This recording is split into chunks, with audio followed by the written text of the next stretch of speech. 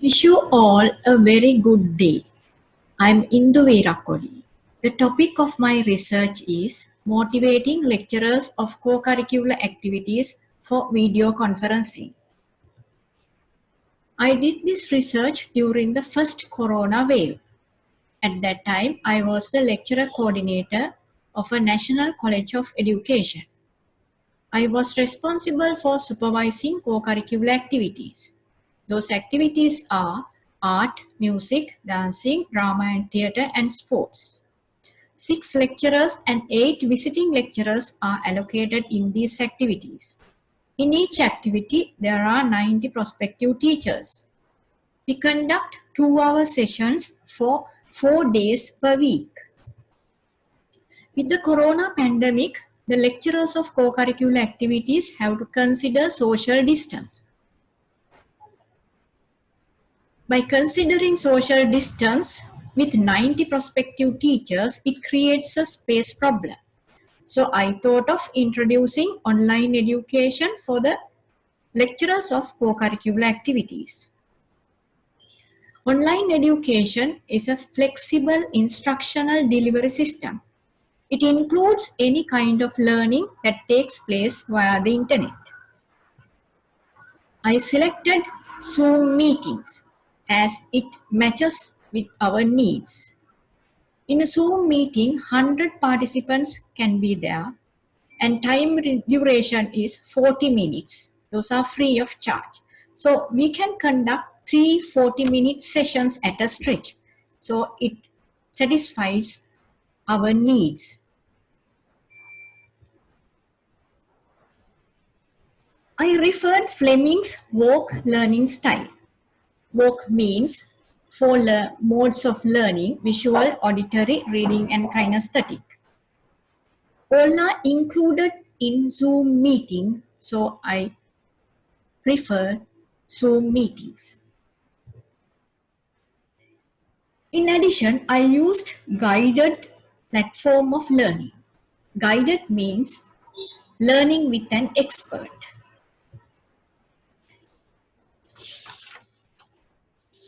Next, I wanted to motivate the lecturers of co-curricular activities. I referred Cherry's definition on motivation.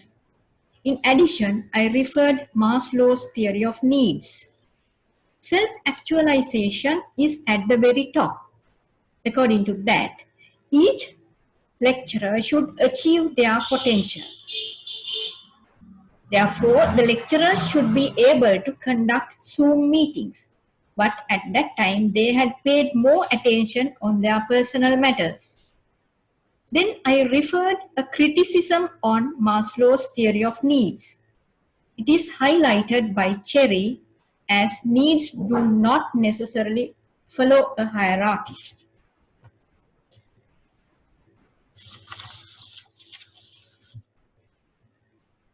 Anyhow, I wanted to make a change in the college, readiness for online education.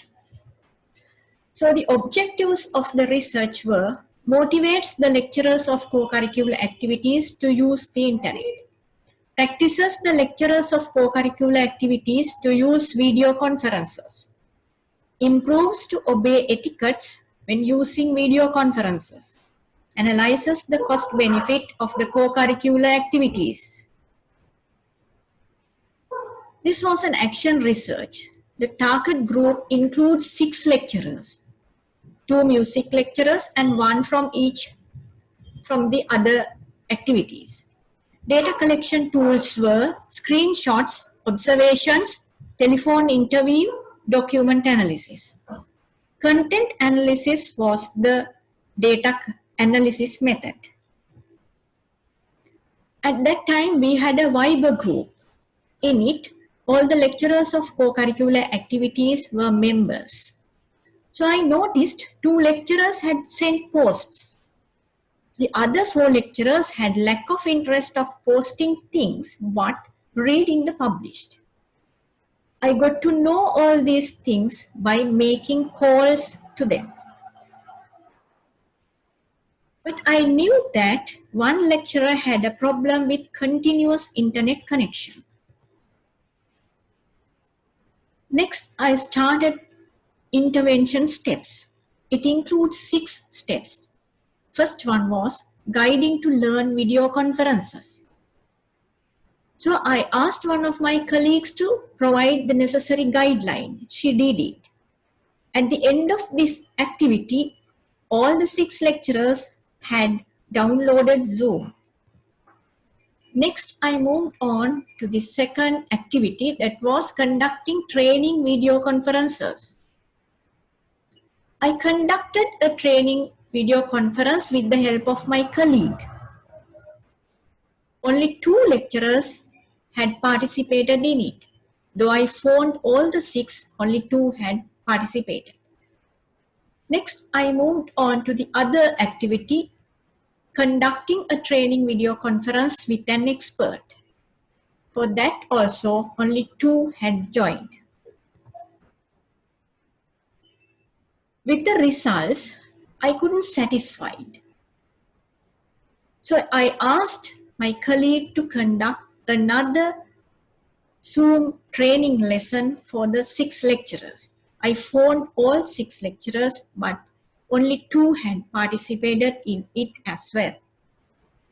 By now, I had conducted 3 Zoom meetings, but only 4 had learned Zoom meetings by now. However, I moved on to the second step, that was guiding further. I sent them a video on Zoom meetings, but it was in Sinhala. And I asked them to watch it and comment on it. Only 3 had commented. By now, 5 had learned Zoom meetings. For practicing further, my friend had published links of free webinars, but unfortunately, none of the lecturers had joined in them. However, I moved on to the third step. It was conducting trial video conferences with guidance. Dancing lecturer had done it with one of her daughters. I helped 2 other lecturers. And by now, all 6 lecturers of co-curricular activities had learned Zoom meetings. Next, I moved on to the 4th step, conducting video conferences with the prospective teachers. All had done except the dancing lecturer.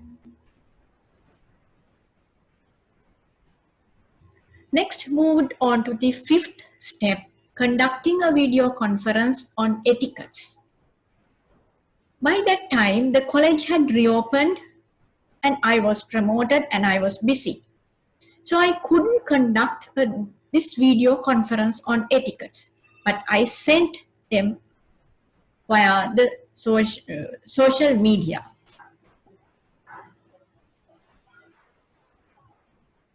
I found later that all are good in etiquettes as well. Finally, calculating the cost benefit. Monthly payment for visiting lecturers is nearly 3 lakhs. So we can save that amount. What I learned is very important. Learning makes easy with guidance. Guiding further is essential when using a null product. Improved positive thinking by posting comments. Benefits for the 6 lecturers. Motivated to use the internet. Learned how to conduct a video conference using Zoom. Learned the etiquettes when conducting a video conference. Benefits for the college. Made lecturers of co-curricular activities ready for online education. The college benefits economically. These articles I referred, and that's the end of my presentation, and thank you all.